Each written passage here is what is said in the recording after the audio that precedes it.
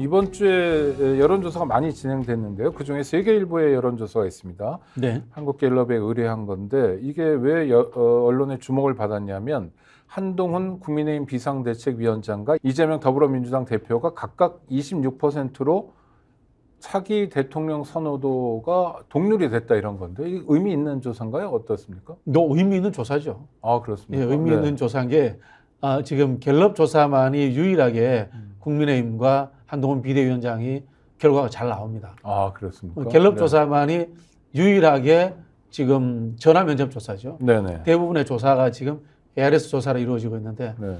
이 전화 면접 조사다 보니까 실제로 참 표현이 그렇습니다만 국민들이 전화 받고 응답하는 것을 좀 부담스러워하죠. 네네. 그러다 보니까 다른 여론조사에서 보면요. 이재명 대표의 지지율이라든가 한동훈 비대위원장의 지지율이 더 많이 나옵니다. 네네. 보통 이재명 대표의 지지율이 한 30, 한 3, 4% 나오거든요. 여기 지금 20% 중반 나왔거든요. 네. 여기는 그만큼 이 응답자들이 응답률이 떨어져요. 그러면 왜 중요하죠? 이게 결국 그러니까 실제로 민의를 제대로 반영한다는 겁니까? 아니면 거꾸로 반영한다는 겁니까? 투표율이 낮아질 경우에는 많이 반영하는 거고 네네. 투표율이 높아질 경우에는 이 지금 여론조사는 큰 의미가 없어지는 거죠. 그러면 갤럽 여론조사는 이를테면 적극 투표층, 적극 여론 주도층에게는 의미 있는 조사다 이런 말씀인가요? 핵심 지지층이죠. 네. 핵심 지지층에게는 의미 있는 조사다. 그렇게 보시면 되고요. 더 재밌는 게 이 네. 갤럽 여론조사를 보면요. 중도층이 엄청나게 많습니다. 네네. 중도층이 왜 많냐면요. 검찰 독재라든가 또는 뭐 극단적 보수 정권이 들어왔을 때 여론조사를 돌리면 사람들이 나는 진보다, 나는 보수다라고 이야기를 잘 안 합니다. 대충 애들러서 중도라고 이야기합니다. 그 경향이 지금 이 갤럽 여론조사에 그대로 나타나고 있고요. 그건 약간 국민들이 두려움을 갖고 있다는 거죠. 네. 그리고 이제 이 조사를 조중동이나 일본 언론들이 많이 갖고 갑니다. 네. 물론 이제 갤럽이 갖고 있는 신뢰도도 있지만은 보수에게 좀 유리하게 나오거든요, 결과가. 보수에게 유리한 거라고 해도 윤석열 대통령 직무수행 평가 결과는요. 네. 잘하고 있다가 31%, 네네. 겨우 30% 턱걸이 했고요. 못하고 있다가 64%. 이건 어떻게 그건 변하지 됩니까? 않습니다. 그건 변하지 않는 것 같아요. 이거는 보수층이라고 해도 그렇죠. 적극적인 지지층이라고 해도 윤 대통령은 지지 못하겠다. 네. 이런 반응인가요? 예를 들어 볼게요. 그 네. 모닝 컨설턴트라고 외국에서 네. 하는 여론조사 있지 않습니까? 거기는 윤석열 대통령 지지율이 20% 정도 네네. 나옵니다. 근데 우리나라에서 하는 여론조사는 30%를 넘었습니다. 왜 그런 차이가 있을까요? 그러니까요. 왜 그렇죠?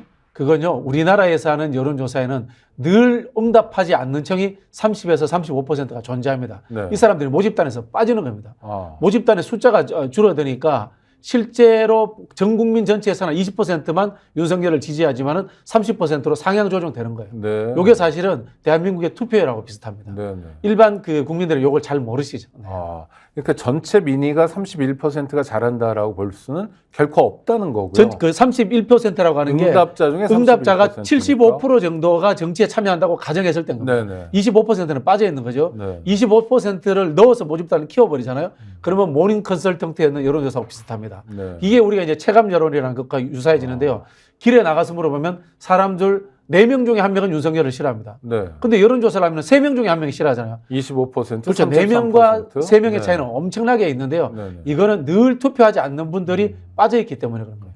정당 지지도는 국민의힘 39%, 민주당 37%로 엇비슷하게 나왔는데요. 이건 어떻게 평가하십니까? 비슷한 거죠. 현실이 네, 엇비슷하다. 민주당 지지층들이 많이 응답을 적게 하는 거죠.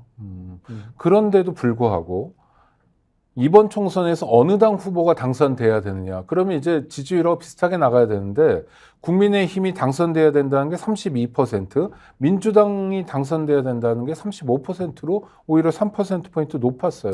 이제 이게 이제 적극 지지층들 의향을 이야기를 하는 건데요. 네.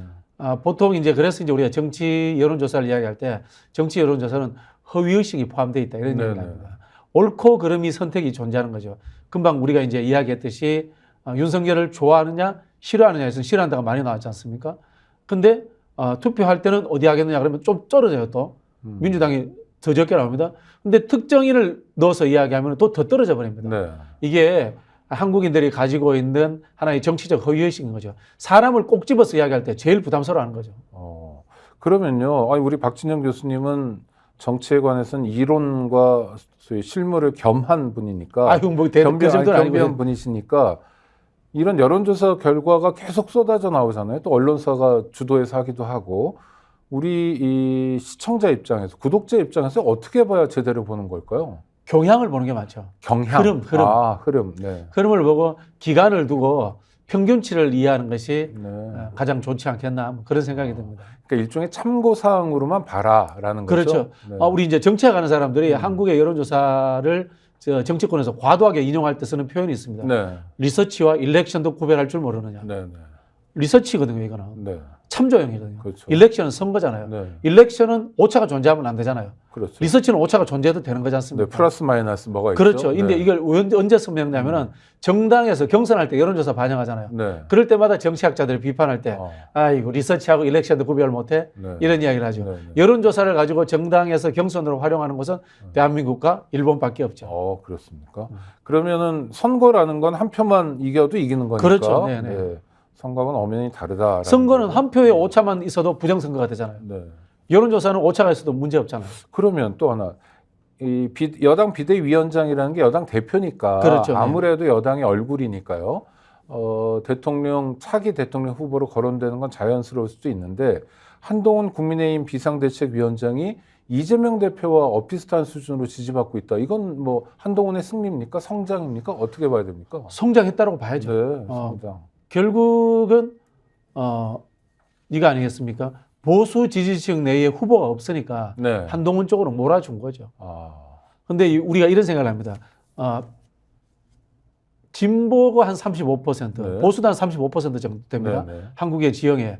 그럼 한동훈이 의미 있는 자생력 후보로서 진출을 했다면은 뭐 ARS 조사든 뭐든 간에 35%를 한번 넘어봐야 돼요. 네. 못 넘었잖아요. 네. 이건 뭐냐면은 한동훈 비대위원장의 지지율이라는 것은 윤석열 안에 한동훈이다. 라고 이렇게 보시면 되는 거고요. 그리고 교수님 말씀하신 것처럼 대표 주자가 안 보이기 때문에 안 보이기 일단 때문에. 한동훈이라고 말해 놓는 거다. 그렇죠. 네. 네. 그러면 여태까지 후보로 거론됐던 이를테면 대구시장 홍준표, 그다음에 이분 보수 진영의 후보로 봐야 되죠. 이준석, 유승민, 네네. 뭐 이낙연, 뭐 이런 분들은 별 의미가 없다고 유권자들이 평가하는 건가요? 현재 상황에서 그렇죠. 네. 현재 상황이 왜 그러냐면요. 한동훈 위원장 뒤에는 윤석열이 있는 거예요. 네. 자, 홍준표는 좀 다를 수 있습니다만은 우리 국민들은 이준석을 대선 주자감으로 찍어본 적이 없습니다. 아직은. 예, 네. 저기 오세훈도 찍어본 적이 근데 없습니다. 이번 여론조사에서 3%로 홍준표 시장하고 똑같이 동률이 나왔어요. 그렇죠. 유승민 의원도 찍어본 적이 없습니다. 네네. 그러나 윤석열은 찍어봤습니다. 지난 대선 때. 네. 그건 뭐냐면 한번 경험을 했다는 것은 굉장히 많은 일체감을 느낀다는 거예요. 네. 그 일체감을 느끼는 사람이 한동훈을 지지하고 있구나. 네. 라고 이전되어 가는 겁니다. 지금 상황은. 그러면 한동훈 국민의힘 비상대책위원장에게 쏟아진 26%의 지지는 한동훈 위원장의 것이 아니라 윤석열 대통령의 것을 잠깐 빌린 것이라고 네네. 봐도 크게 틀리진 않네요. 그렇죠. 이제 다만 이제 여기에서 홍준표 후보의 표는 또 다시 봐야 됩니다. 네네. 홍준표 후보가요. 지난 대선 경선에서 보면은 초반에 시작할 때 한 자릿수였습니다. 네. 근데 마지막 경선 최종 시점에 가면은 윤석열 후보가 거의 비등비등해집니다. 어쩌면 이기나 싶었어요. 예, 네. 그게 실제로는 홍준표 후보에 대한 실력의 문제도 있고요. 네. 실력이 좋기 때문에도 있고 네. 두 번째는 뭐냐면 그전 대선에 한번 나왔었기 때문에 사람들은 찍어봤다는 경험치가 있고 다시 찍는 것에 대한 두려움이 없어요. 그러니까 박근혜, 문재인, 박근혜가 대결했던 2012년 이후 네. 2017년 선거에 다시 나온 문재인 후보는 재수생들. 재수생이지만 유권자들 입장에선 친숙한 후보다. 두려움이 없다는 거죠. 부담 없는 후보다. 그렇죠. 스픽스는 말하는 언론입니다. 대세는 유튜브, 그중에서 스픽스. 좋아요, 댓글, 구독, 알림 설정. 여러분이 저희를 사랑해 주시고 우리가 여러분을 사랑하는 4가지 방법입니다.